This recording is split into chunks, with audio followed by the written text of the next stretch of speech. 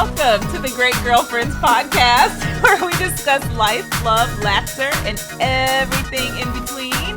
We're your hosts. I'm Sybil Amuti. And I'm Brandon Daniel. What's up, great girlfriends? What's going on, ladies? Sybil, what's been going on in your world? Listen. Fill us in. I'm not going to give the whole... I am not. Y'all going to have to... Spill the tea, somebody Sybil. else is going to spill their tea. You know what? I'm feeling kind of private right now. You are. Like a little while ago, I was feeling open. Maybe it's because of the topic, but I'm feeling anti-share. You feeling anti-share? At least I don't like what's going on in my world. No, everything in my world is going good. I had a really great brunch that I just want to celebrate. I had brunch with some great girlfriends last Sunday, and it lit me up. Oh, I love that. It gave me so much joy, and I felt so refreshed. And I just want to encourage every single great girlfriend that's listening to take out time, either this week, next week, get together with like 3 to 4 great girlfriends and have brunch. Wow. Like, I'm telling you, I wouldn't have put the brunch together because I would have said I didn't have enough time. Mm-hmm. I had other stuff to do. Mm-hmm. But being at brunch and being around women who are so spirited and so energized and loving, man, it was good. Wow. So, yeah, like, it was good. And they asked me a question. They were like, so what are you excited about right now? And at that time, I wasn't excited about anything. So I was like... I'm not excited about anything right now. I am working on optimism. That's what I'm working on right now. But I can honestly say leaving there, I feel so excited about the fact that they helped to reinforce the optimism I needed. I love it. Yeah. I love it. So, yeah, and I mean, it was good, y'all. I mean, that time, it's like soul food. I love it. It is. What's going on with you? Rich and I have been apartment hunting. Woo! And so, Lord Jesus.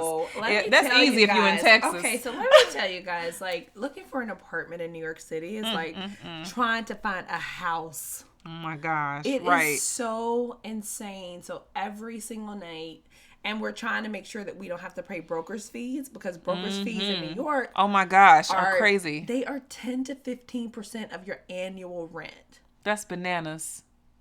And guys, rent in New York is expensive. Right. So it's like crazy. So so that's been like my focus is every single day online, finding new apartments to look at, setting up appointments. Like that's been like my side job. Gosh, how close are you?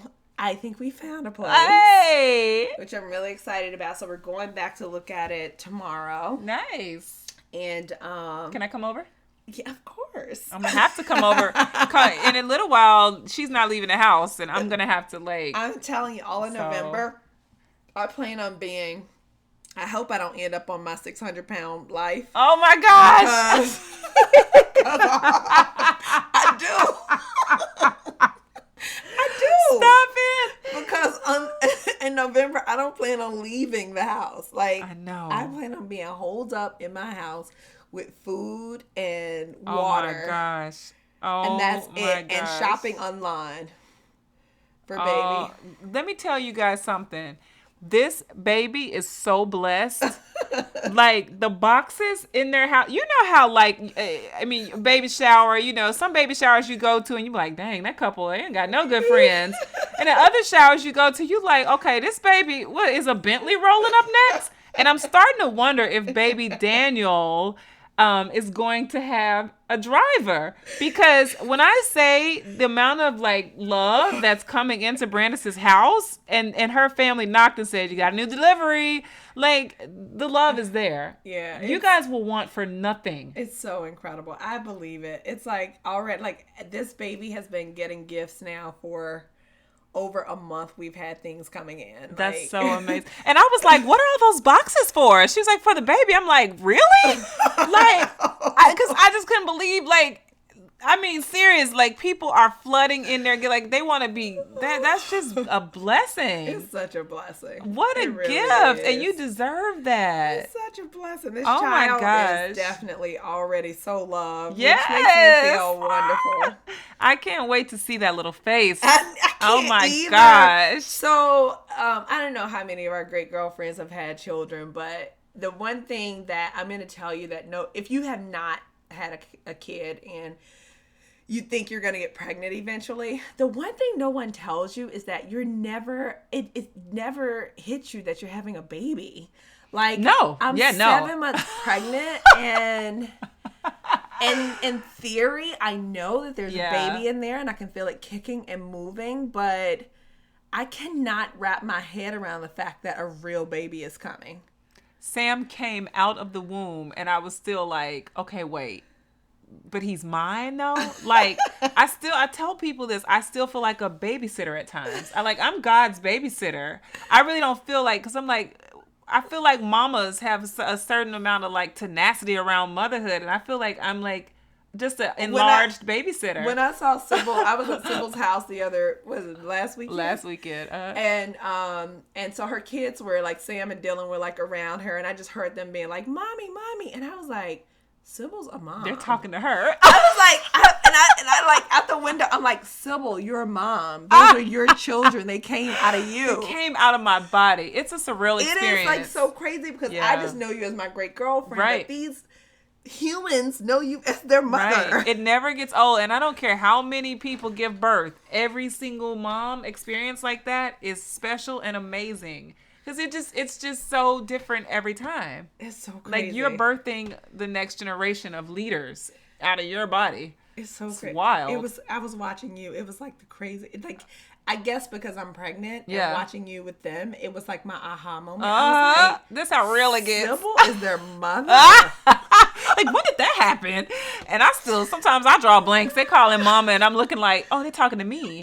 Oh, yes. Let me go help them with whatever it is. And then other times I am ferociously mama. Wow. You know what I mean? Other times, like, when it's mama, I'm like, that's me. Wow. And I step in and I'm like, I'm their mother. So watch it. And then there are times when they like want a snack and I'm like, oh, they're talking to me.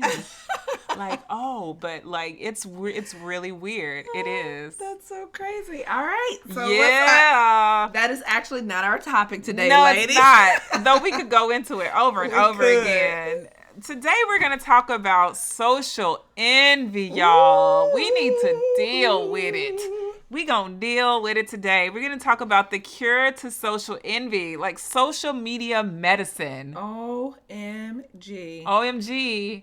And the reason why we've chosen to discuss this today is because we know and we see and we hear a lot about women who view other people's Instagrams or check them out on Facebook or see conversations on Twitter and they get jealous. Yes. And competitive. Yes. And they feel, like they have to measure up to other people socially. Yes. Yeah. And and they feel like their life is just not as fulfilling because this other person's in Dubai and they're in an office. You know what I mean? Or, this other person is fab and's got all these selfies with all these great profiles and they haven't figured out their good angle. So they don't post selfies. I'm telling you. Yeah. It's interesting. I mean, I think that, me and Sybil were out a little bit earlier and we ran into some ladies who were not on social media at all. And that was so interesting to me. And we said to them, oh, you guys must be much happier than everyone else in the world because quite honestly, you do look at Instagram and there are times where you're like, man, this person is, because even for me, I'm like, dang it, this person is speaking at this conference and that conference and speaking is something I want to do more of. So I'm like, how do they get those opportunities? Man, I got to step up my game. Yeah. Like, there's always something on social media that presents kind of like this is what your life could be. Yeah. Moment. Yep. And so I just think it's important for us to talk about that so that people don't internalize that, because I think even also sometimes people get so caught up on how they're perceived on social media that socially you're a rock star, but in Yeah. real life, Yeah, it ain't your adding life up. is not quite, yeah, Yeah. it ain't adding up to what you're putting out there socially. And so it's like, do you really need to spend the time to build this social persona, or should you be spending the time to actually fulfilling your real purpose and own your real life? You want offering today, don't Girl. you? I'm gonna give you a 5 on that one. No, but it's true, because so many people have social facades. And it's like, and there are people that have social facades, and they have this exterior that they've built that they want everyone to buy into. And a lot of people do buy into it, and they feel threatened or compelled by it. And then there are people who are living real social lives, whose lives do match up. But people have been so jaded by social facades that they don't believe what's true. Social media has become so strange to people that I feel like people impose so much judgment on the next person on social. So I might go on Brandis's profile and say, she don't be at all these fashion events. She thinks she all that because she's this. Or I decide that Brandis is conceited because Brandis has relationships with this person or that person, or Brandis thinks she all that, or Brandis must be jet setting with X, Y, and Z. Whatever it is, I make all these decisions, and sometimes I don't even know the person. People make all kind of assumptions. I had somebody look at my social media, and they assumed that I was really good friends with someone because we were. I don't even know. I think I might have posted 1 or 2 photographs. I was at like the same kind of destination they were at. We were out of town, and it was several of us there. And one of the person was someone who was pretty high profile in fashion. And this guy goes, "Hey, I know that you and her are really good friends." He used the word really good friends. And I was thinking, what did I do to make him think that we were really good friends? Yeah. Because there's like not a picture of us like selfieing it up or, but people really make so many judgments about you and your relationships based on social. Absolutely. And a lot of times, like, even my marriage has been threatened by that, because I remember someone saw a picture of myself in Kwaku, and another person said, "Oh, it's such a pretty beautiful picture." And another person said, "Yeah, oh, it's such a great picture. Parentheses, they probably fight all the time." I was like, whoa. How you just gonna impose war in my marriage just because you don't believe it because of whatever experiences you had with other people? So it's kind of interesting because, there are some people that are... Somebody put that on your social? Yeah, somebody made Instagram? One person made the comment on Instagram. The other person followed it, not on Instagram, but in parentheses in a text in response to it. And I was like, interesting. It got back to me. And I was like, as I read it, I was like, wow. First of all, and it was a person that knew me. So I was like, look at you making judgments about my face right now. If you her guys face is crazy right now. I'm just like, what? But it's hard because of what's going on in social. It's hard for people to believe what's true or what's false. It's so true. And it makes it complex for people to go through their regular day without feeling an obligation to commit to social media something. Wow. They want to commit something. I gotta post something because people are waiting on me, or my followers need to see this. Or I got one of my interns who say, "Girl, for the people." She always tell me, "Branch, you gotta post stuff for the people." For the people. And I'm just like, who are the people? Yeah. And she's like, "Brandis, people are waiting for this. You gotta post this for the people." And I am actually a really private person, so I don't post a lot of stuff, like really about like my real life on social. And I remember we went to, Rich and I went to Cayman Islands for our 2nd anniversary. And she was like, "Really? All you posted?" Like, I think I posted like, the house or something. No, that was somewhere else. Oh, sorry. That was Turks. Yes, that was Turks. Your feet. Nope, that was Turks. That was Turks too. That was Turks. Look at you. I posted a picture of the trees and like the landscaping, and I put the view from here or something like that. But like that was all it was. It was like a really beautiful picture of the landscape, and she was, "I can't believe that's all you gave us. Like, why didn't you just like, took a picture of you and Rich, like, being like, 2nd anniversary from seat 1A on JetBlue." See, and I'm just like, And then she was like, you didn't get, and I'm just like, why? Yeah. Like, why would I post all that stuff? Yeah. And I'm not mad at people who do, but that's just not me. Yeah. That's like something I really hold kind of sacred. And I feel like I give so much of myself on so many other things until that's something I really like to hold for myself. And I don't know. I mean, it's just the social thing, and people buy outfits for social media. Did you know that? Stop it. You didn't know that? What? You didn't know that? Oh my God. I wish we were periscoping right now. Because if we were periscoping, I know that you guys would be like, Sybil, Heart. Yes. Are you serious? Dead serious. To take a picture? So here's the deal, though. I'm pretending like I knew this already. My nephew told me this. Oh my goodness. Am I that behind, great girlfriend? You're that far behind. I was telling him about Rent the Runway. I like Rent the Runway. Yes. And sometimes I'll use it, like, especially if I've got a major speaking event that I'm doing where I know I'll be photographed a whole lot of times. I don't want to splurge on a dress. Yeah. So I'll do do the Rent the Runway thing. And so I was telling him about that, and he was like, dang it. He was like, we need that for men. Man, that's so perfect for Instagram. And I was like, Joshua, people are buying outfits for Instagram? He was like, yeah. Oh my gosh. So that's crazy. That's crazy. Yeah. I had no idea. I would never think to do that. Yes. For likes? Because they don't want to wear the same thing. Yeah. So you can get likes? Yes, for likes. Because a like means you are special. What the? What? Girl, okay, clearly Sybil is naive, and she don't understand how far people will go for a like. I had no idea. A like is very valuable these days. Well, a like, you can monetize a like if you're working with a brand or if you want to get a gig. Like, it can happen, but like for relevance? Oh, for relevance. Girl. I don't These like. people don't want to do it for money.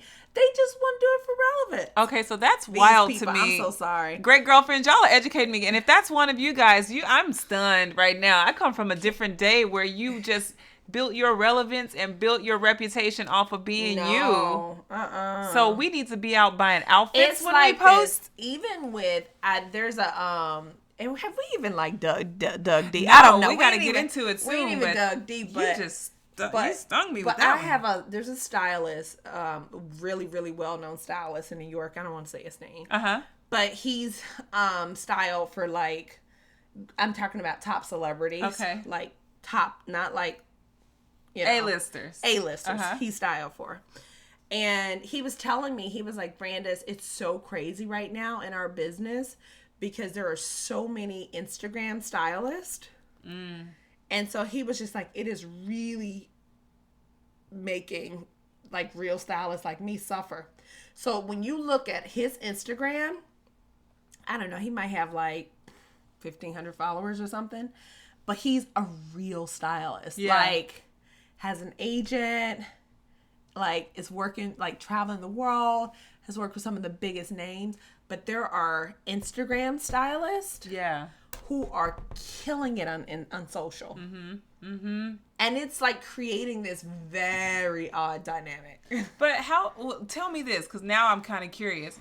I would say the Instagram stylist is equally as dynamic as this other stylist. He might have more credentials, but this person is using like technology and resources to make a business out of something. Is that bad? No, like, it's not. I think what happens is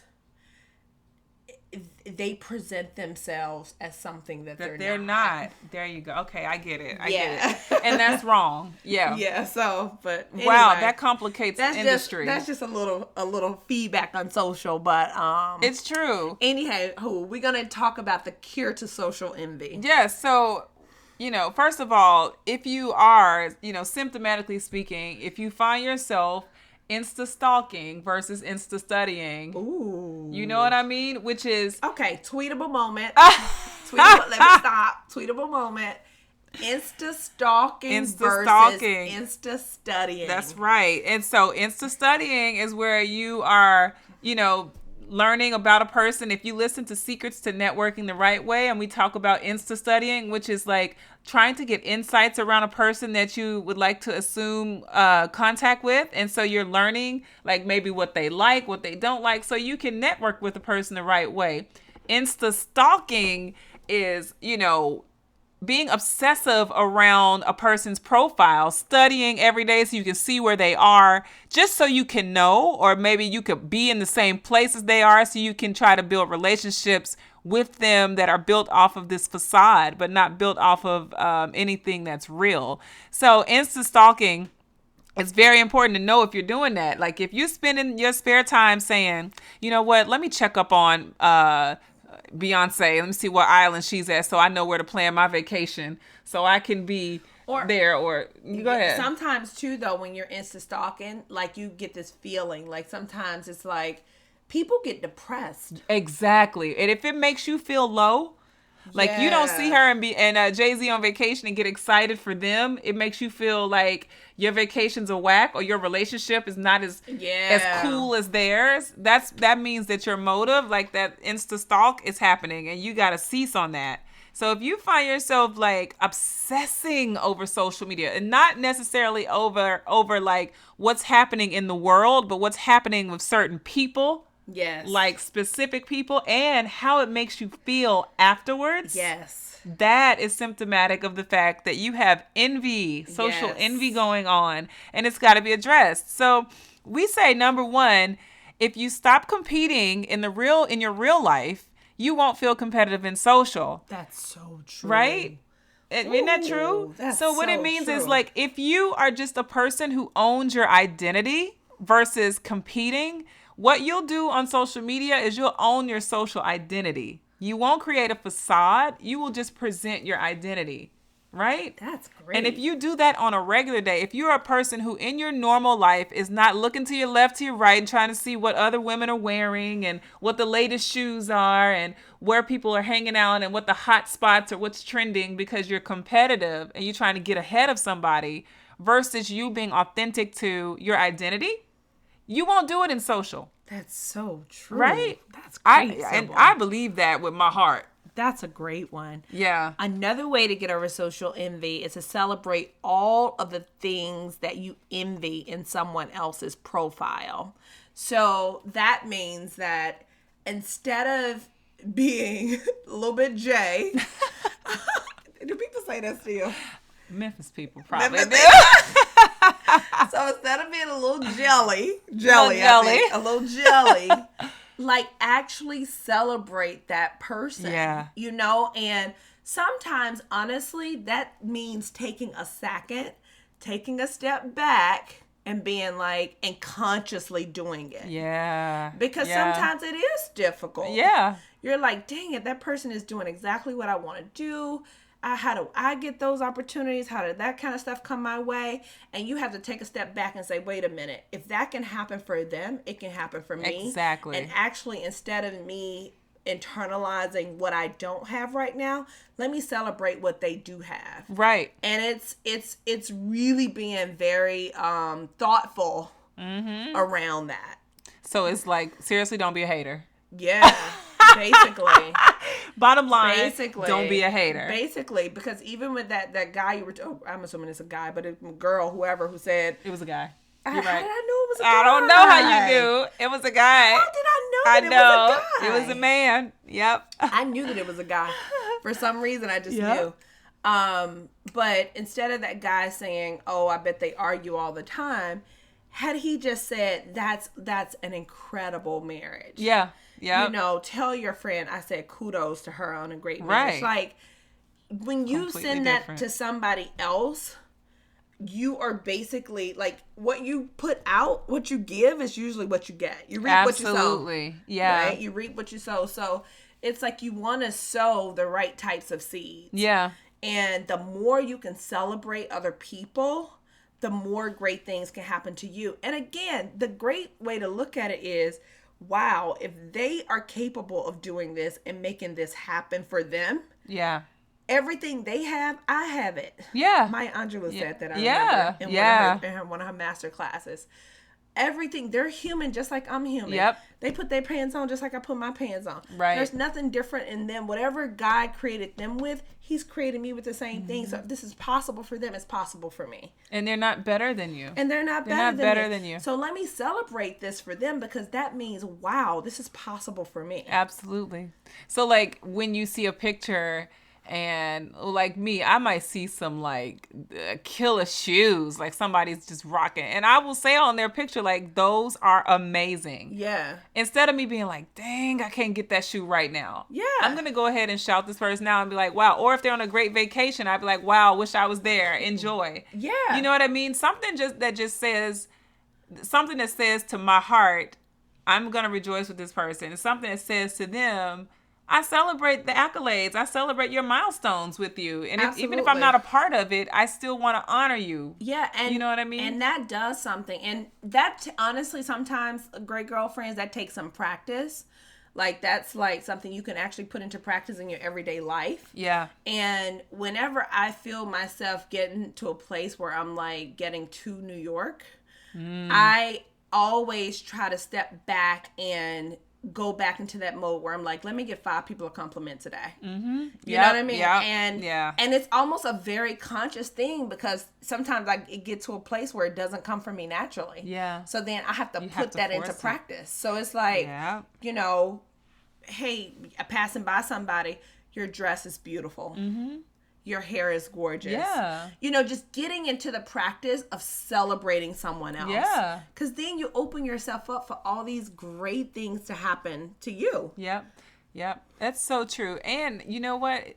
What's so interesting about you saying that is today when we had brunch and those women were sitting at the table, the first thing that I saw about them was, wow, these are some beautiful girls. Like, we need to take a picture of them. And I felt nothing.